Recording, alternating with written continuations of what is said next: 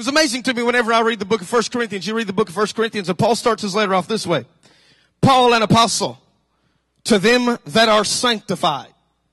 Do you ever notice that? Do you ever caught that? To them that are sanctified. If I walk down here, will it mess the sound up? To them that are sanctified.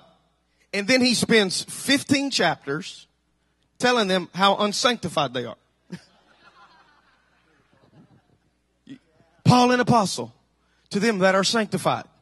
Y'all sleeping with your mother-in-law. You offering things to idols. Gifts of the Spirit's all out of whack. Y'all cussing one another out. Y'all backbiting. It's a mess. To them that are sanctified. Who were you writing to, Paul? That letter showed up at the wrong church.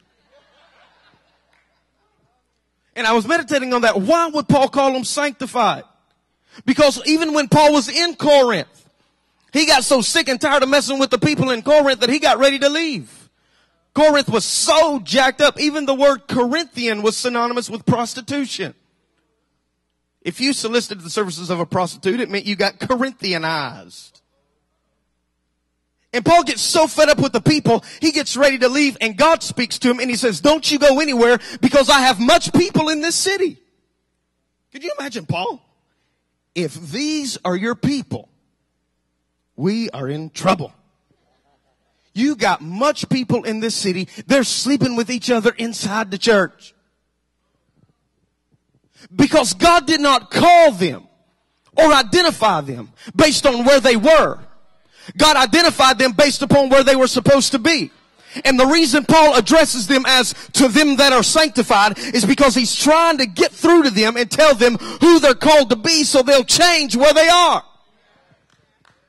Have you ever had God speak to you? Because there's nothing, listen to me, there is nothing more frustrating than God talking to you about your destiny, and you've been making decisions and living your life radically beneath the dignity of your own calling.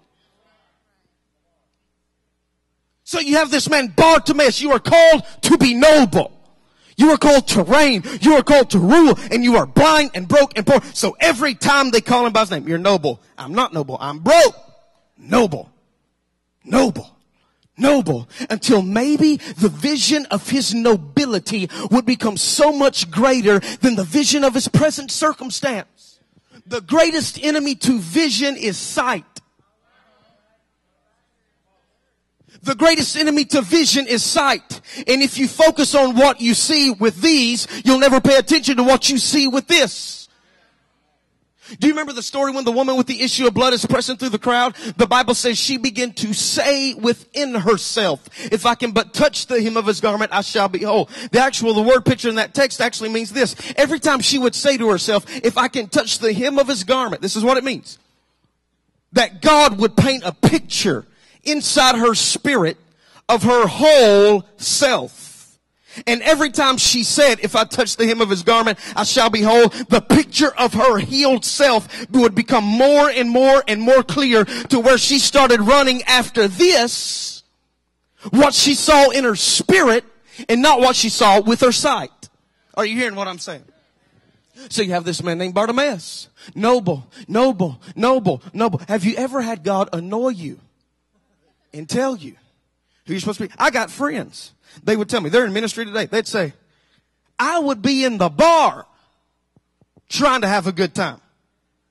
And God started talking to me. Couldn't even be good at sin. Because every time they try to do something goofy, God started talking to them.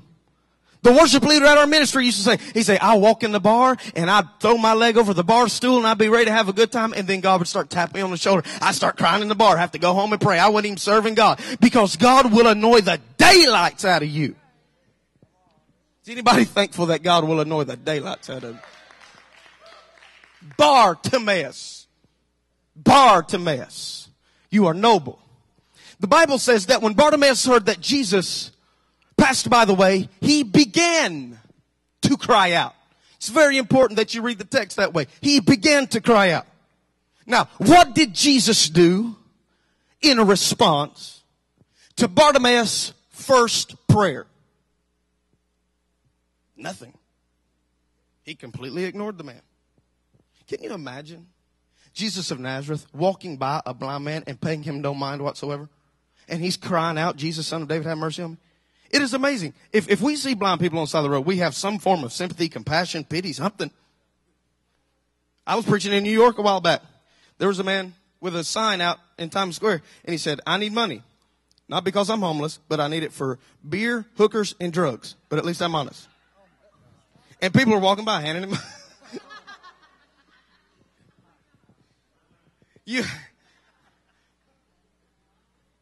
The way this brother looked, I hope he got a lot of money because it wasn't happening for him no other way, if you know what I'm saying. So you got this blind man sitting on the side of the road. Jesus, Son of David, have mercy on me. He begins to cry, Jesus, Son of David. Jesus pays him no mind. And I'm offended at the story initially. Because Jesus, the Son of God, who came to heal folk, paid him no mind. Why did he not pay any attention to Bartimaeus when he began to cry out? Because Jesus knows everybody starts off good.